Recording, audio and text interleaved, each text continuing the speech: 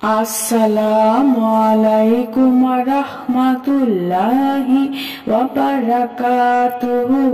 সুপ্রিয় সম্মানিত দর্শক শ্রোতা, আশা করি মহান রব্বুল আলামিনের দয়ায় আপনারা সকলেই ভালো আছেন। আজকে হযরত বিলাল হাবশী রাদিয়াল্লাহু তাআলা আনহু থেকে একটি ঘটনা বর্ণনা করব। ঘটনার শিরোনাম হচ্ছে নবীজির সঙ্গে প্রথম সাক্ষাৎ।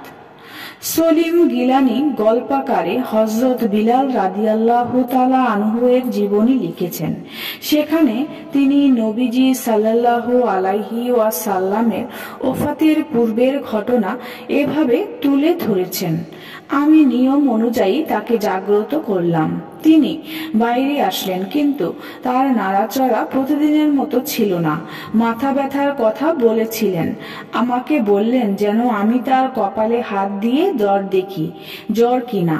আমি বললাম, কপাল গরম, আপনি আরাম করুন। কিন্তু তিনি আমার সঙ্গে মসজিদে যেতে পিড়াপিড়ি করলেন। চলতে লাগলেন তো দুর্বলতা অনুভব করলেন। আমার বাহু ধরলেন। আমি তাকে সঙ্গে নিয়ে চলতে লাগলাম।